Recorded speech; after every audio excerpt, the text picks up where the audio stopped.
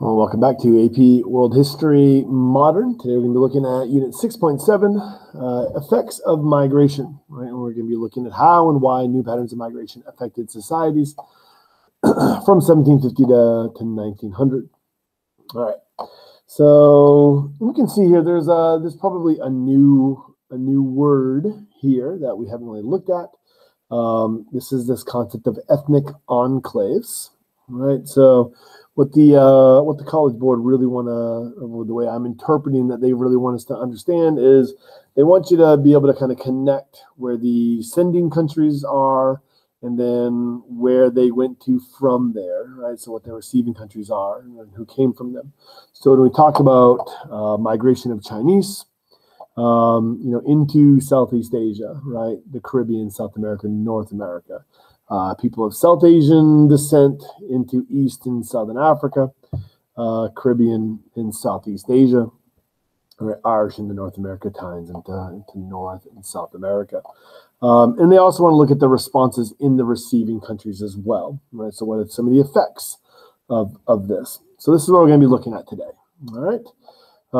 Before we get into that, though, one of the other kind of effects of large-scale migration, not just out of these places, but also, as a result of European missionaries coming in, colonial authorities coming in, is you're going to see changes in these cultures as well. So, a lot of these places are sending, but they're also receiving. So there's going to be impacts. So one of the impacts is going to be on women, right? So one quick way, I just want to kind of look at a couple of these things. So when we talk about the Raj, right? So, South Asia comes under British colonial rule by the early 1860s. It will be under colonial rule until 1947. So part of this is you're going to get a lot of cultural exchange between them, and a lot of ideas on women's rights. So Indian feminists are going to during this period, come into contact with British feminism, American feminism, suffragettes, right? Is the, kind of the way angle we would have looked at this in Unit 5. And what are they going to oppose? What are the kind of things that they're going to be calling for? Oppose arranged marriages for young girls to older men, the kind of education girls were receiving, when Indian women went to England, especially in the late 1800s, they would have come across that whole Victorian cult of domesticity. So there are some aspects of British society that they do not want to emulate at home, but the kind of primary things that they're attacking or that they want to change or address is the kind of different, the different law application based upon caste.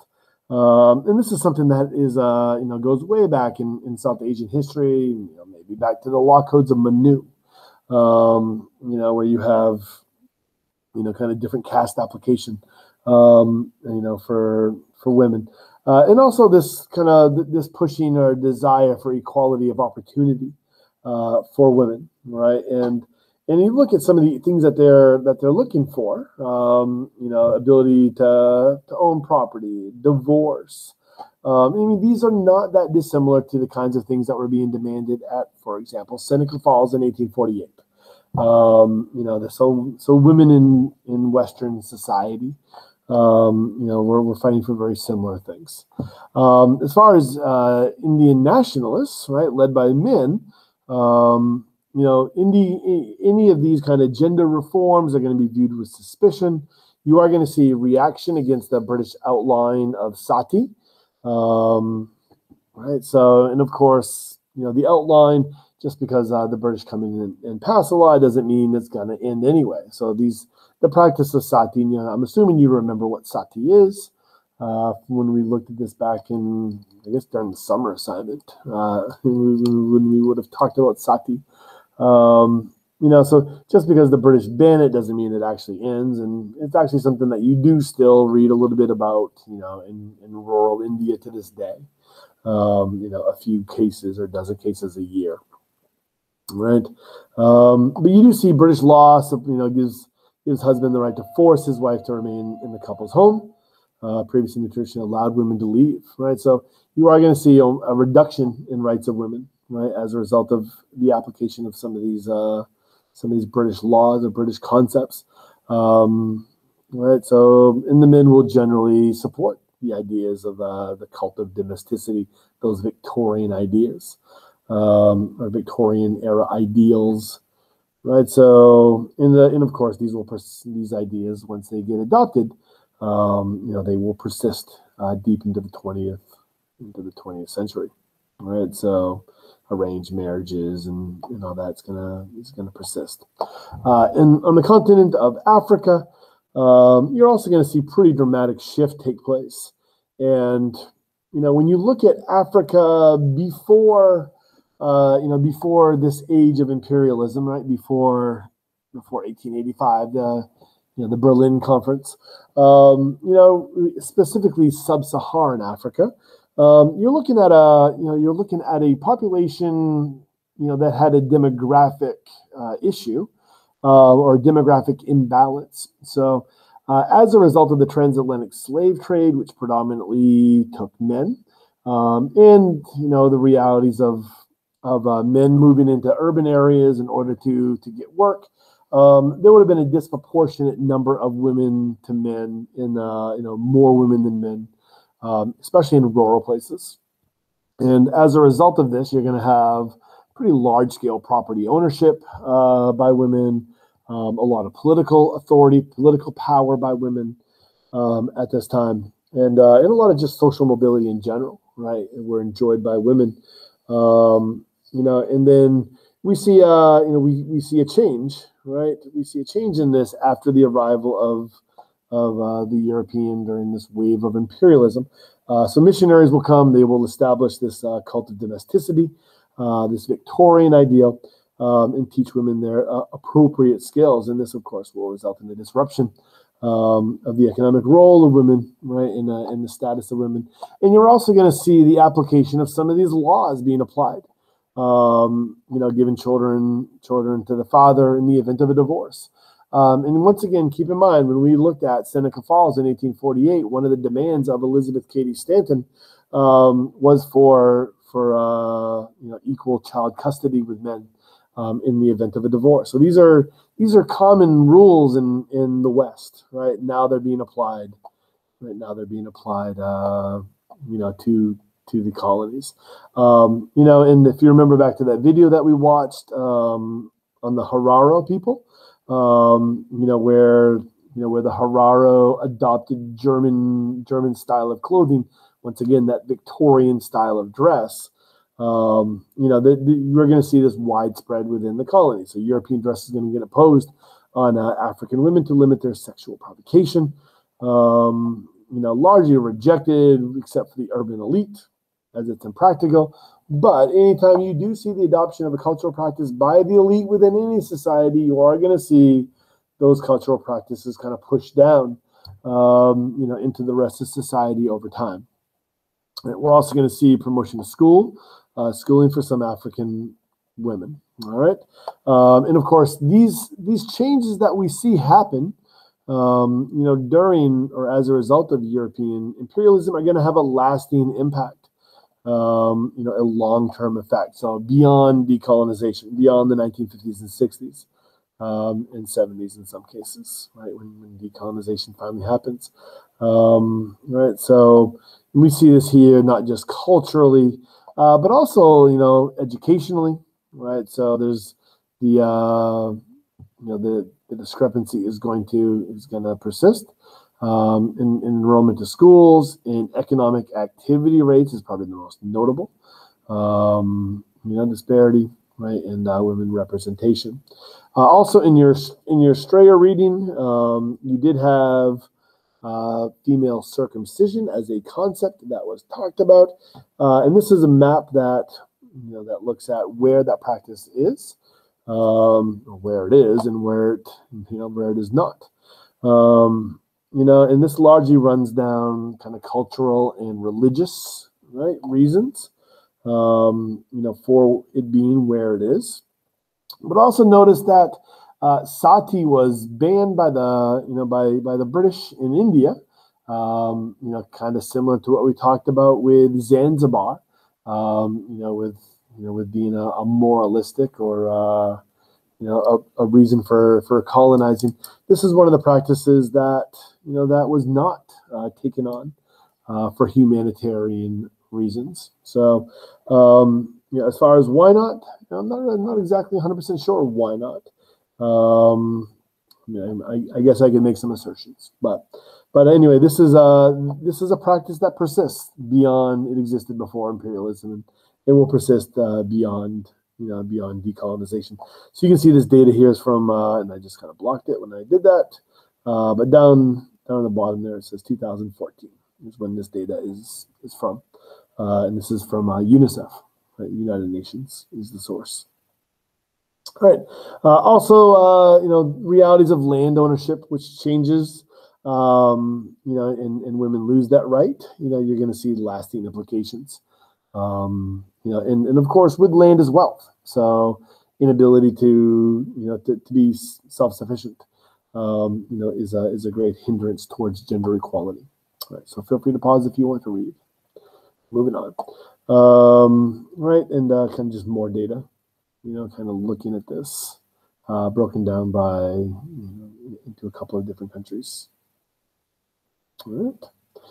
And also kind of other implications of this. Domestic violence, 45% of women age 15 to 49 have experienced physical violence since the age of 15. All right. Two in three girls.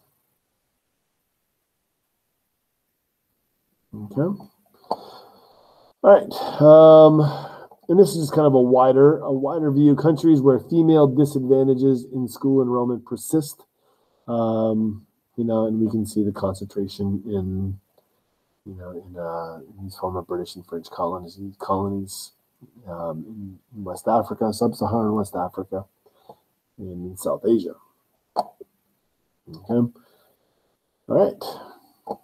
And of course, getting back to what we would have looked at back when we did Unit 5.1, suffrage has a huge part in gender equality, having political power, right? So you're seeing largely women gain the right to vote, with decolonization.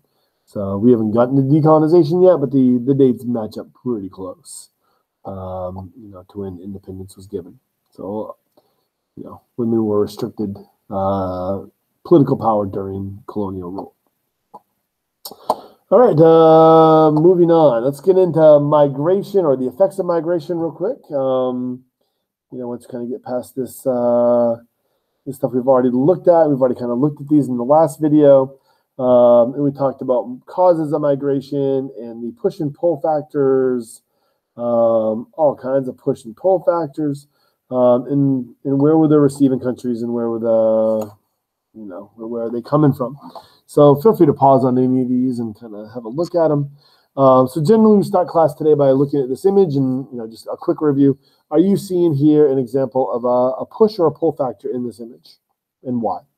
All right. So, and this is a nice, easy one. So this is, the correct answer would be you're seeing the example of a pull factor. Right, and what do you think that they're doing? Right, so maybe building a railroad or building a road of some kind. Right, is what they appear to be doing. Maybe digging a canal. Right, right. So you're seeing some kind of building project from the looks of it. Who knows? Maybe they're mining. Very well could be mining as well. All right. So a new word for today, and I'm kind of talking about this already, is this word of ethnic enclave. And this is not too dissimilar to a word that we looked at back in Unit 2. The word was diasporic merchant communities. Right, so we talked about Chinese diasporic merchant communities back in Unit 2. Today we're looking at things like here's a Chinese ethnic enclave. So what's the difference here? Obviously, we're dealing with more than just merchants. But really, we're talking about laborers and mass labor migration. So this is a matter of scale, and that's also kind of a matter of scope as well.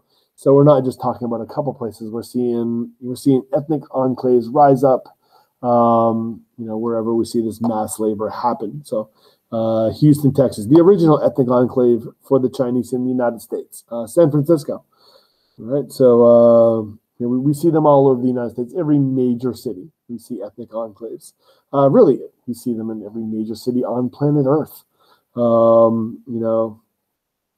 We see Chinese ethnic enclaves. What you do not see is a lot of ethnic enclaves in China, though.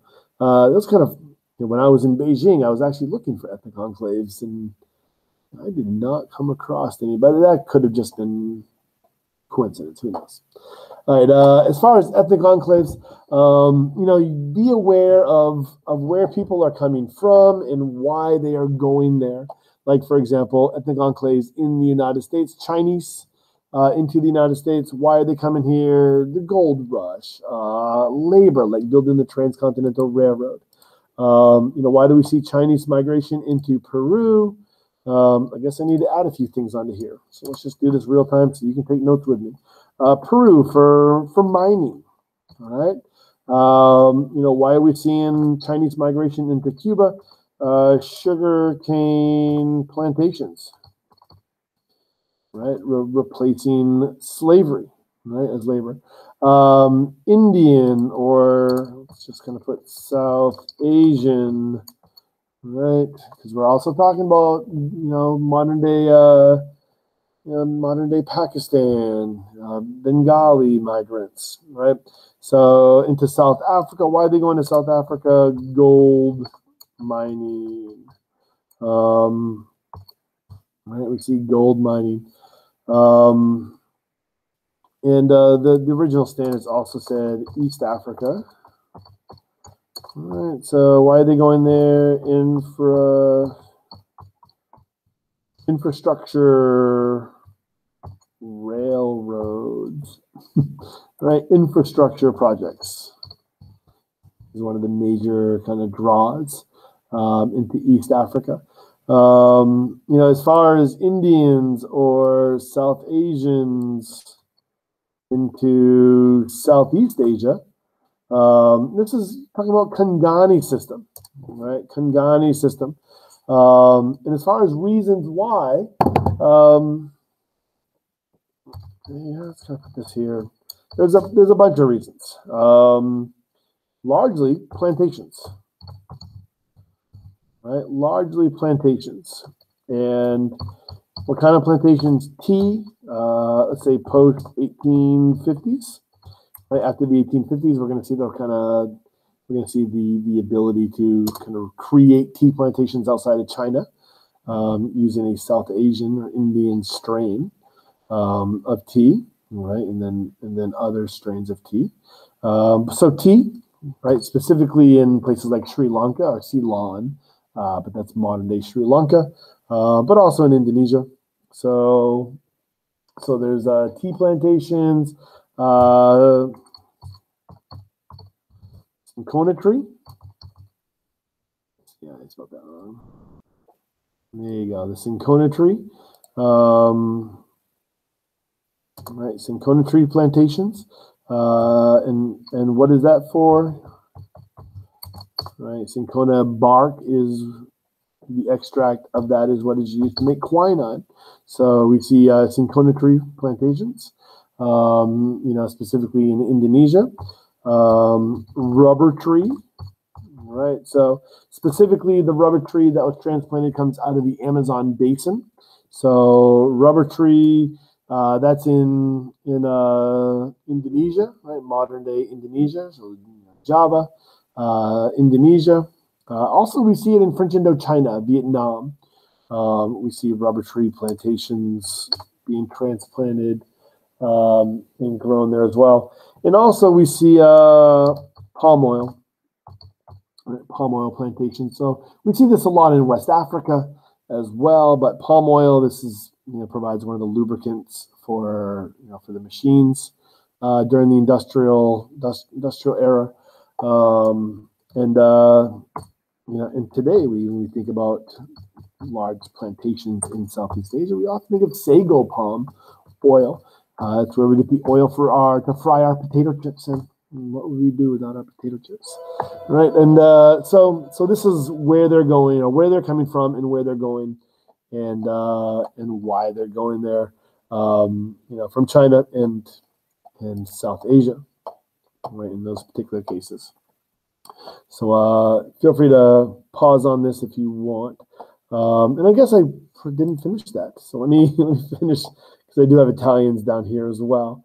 Italians let me just kind of, right, because we do see large-scale migration of Italians to North America, but also Brazil, right? Sugar cane plantations, right, in Brazil, and Argentina, ranching, and infrastructure, railroads, and such, right, is some of the major pull factors for Italians into South America. All right, so I'm going to pause on this just for us to get that off. So feel free to pause if you want to go through and get some of that written down. All right. So the other kind of side of things we need to understand is that there is discrimination to immigration. So we know what the pull factors are that bring migrants into certain places. So how does the population that already lives there, how do they react to that? So a lot of times we see discrimination manifest itself in a variety of ways. California, United States, against Chinese immigration, we see the Chinese Exclusion Act of 1881. So the Chinese Exclusion Act will specifically target with the goal of reducing immigration from China into the United States. This will eventually develop and morph into what becomes known as the quota system in the United States, and that reaches its peak during the 1920s. And that's QUOTA, quota system. And what the quota system does is it identifies basically every place in the world and puts a specific target limit on how many immigrants can come from that place. So, like, for example, for a country like Ethiopia, you might see 100 immigrants are allowed to come into the United States from Ethiopia, in 1921. In a country like Germany, may have had a number like 400,000. So 400,000 Germans are allowed to immigrate into the United States in 1921, right? So this will eventually develop into a full-scale system in the United States known as the quota system, or often referred to as the quota system. In Australia, we see because of mining, pearls as well in the Northwest. You're going to see a lot of Japanese and Chinese migration in. And the way that Australia deals with this is through a policy known as the White Australia policy. Right, so the White Australia policy becomes kind of one of the more well-known examples of a reaction, a nativist, sometimes referred to as nativist reaction to immigration. So what are some of the effects of immigration? Prejudice, discrimination, right? Even state regulations such as the Chinese Exclusion Act or the quota policy, the quota system in the United States, or the White Australia policy. Right. So this is one way in which we see a reaction to immigration. We also do see roles and responsibilities of women change in home countries. When you do get gender imbalances, because the majority of these immigrants are men, women in the sending countries, right, can assume more responsibility economically often, or begin to demand, right? So we see the rise of feminist movements in these countries. And we also see syncretism, right, take place as well. So the development of these ethnic enclaves, will result in the diffusion, right, and sometimes fusion of different cultures. So, and this manifests itself in a variety of ways, probably most well known as culinary, culinary diffusion and the fusion. All right.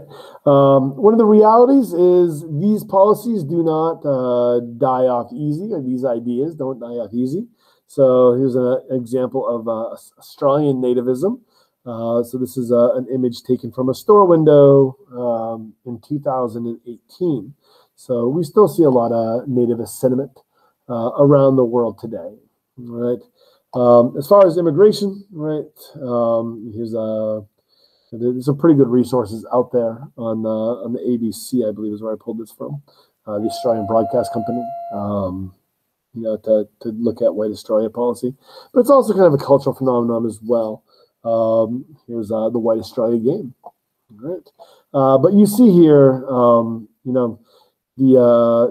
this is a certificate exempting this individual from the dictation test, and the dictation test is the most kind of well-known part of the white Australia policy.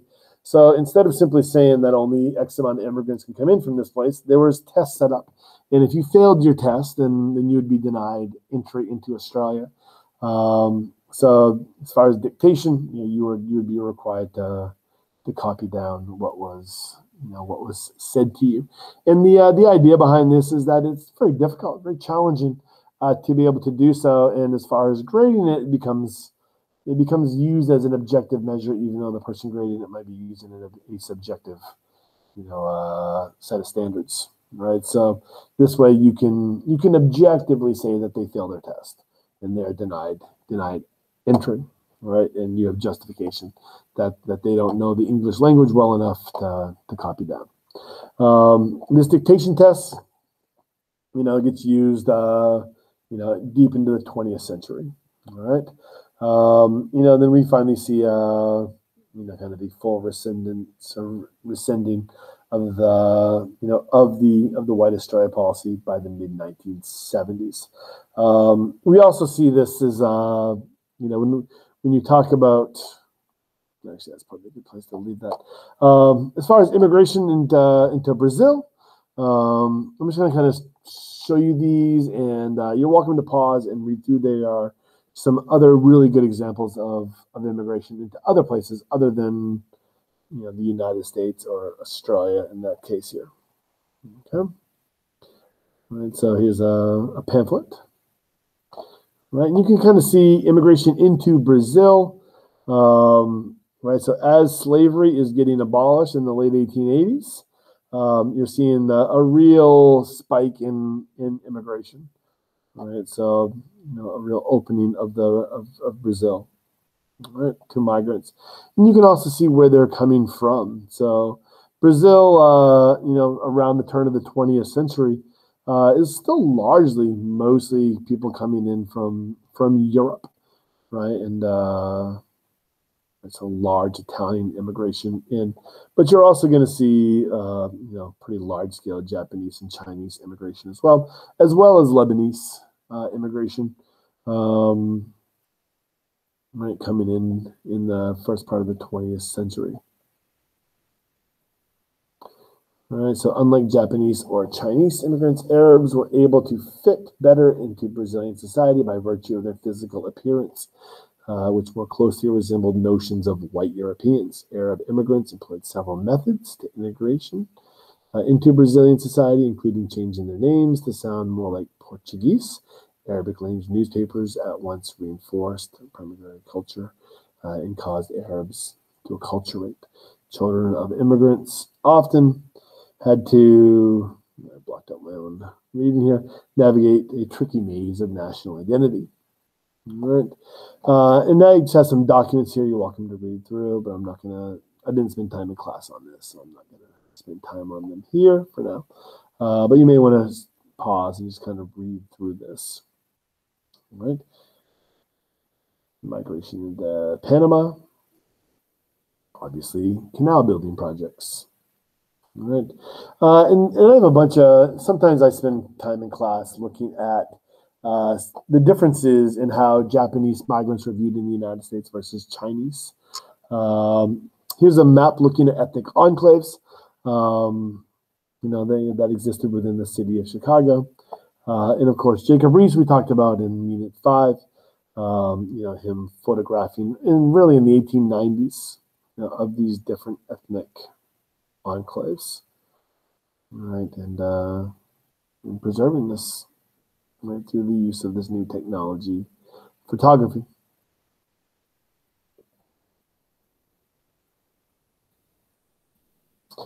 Right, colorization. All right, and then this is same street today. All right, kind of a cool little juxtaposition. All right. All right, once again, more. All right. Also, as far as reaction and anti-immigration, we see it also in places that we don't often associate with it, but Dominican Republic, right? So anti-Haitian right, sentiment that exists, and of course, this has created a bit of an issue as a result of their constitution that was written in the early 1930s. You have over 100,000 people now living on the Haitian-Dominican border that are technically without country because they couldn't trace their roots back to the Dominican Republic before their constitution. So they were deported back to Haiti, and then Haiti didn't want them. So now they're living in camps. All right, so and you can see some released CIA evidence here looking at some of the massacres that occurred along the frontiers between Haiti and the Dominican Republic. All right, I'm going to skip by through all this because we did not do this in class. But this is just look at Japanese segregation, right? And then due to Japanese pressure, we see President Roosevelt sign the Gentleman's Agreement, in which the Japanese will be favored over Chinese immigrants in the United States. But of course, that will all change during World War II, when we get to the internment camps, and the Japanese will lose all their property at that point. Other kind of anti-colonial reactions, which you can kind of play this as migration from the other side or interference. The spheres of influence that we see take place in China that will eventually result in the Boxer Rebellion. So a lot of anti-Western, anti-Christian sentiment that eventually explodes around the turn of the 20th century in China. The Xosha cattle killing, right, is a reaction against Dutch and British settlements, migration. The American ghost dance.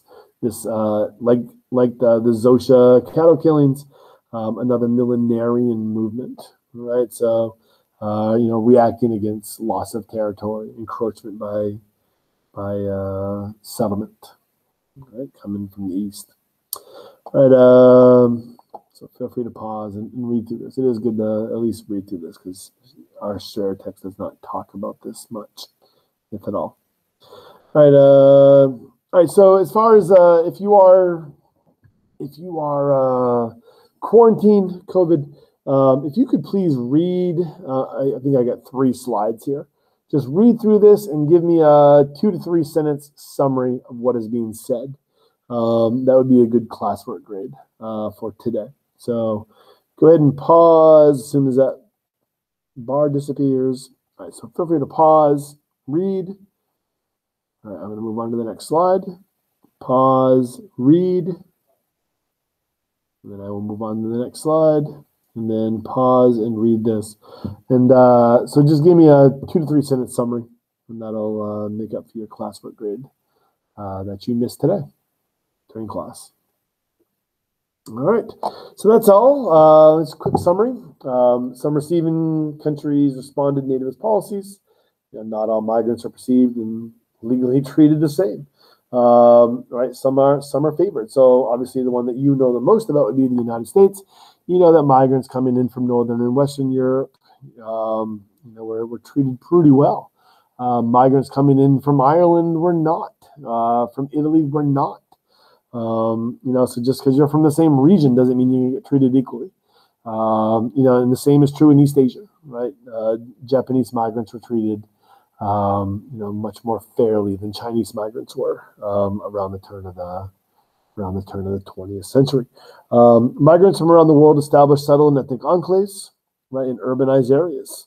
So neighborhoods, districts, suburbs, right, will retain some cultural distinction from the larger surrounding area, but this is also a place where syncretism takes place, right? And women will take on new roles that had been formerly occupied by men in regions that saw large-scale immigration, right? Large-scale people leaving out. You're going to see new roles taken on by women. All right, that is all for today.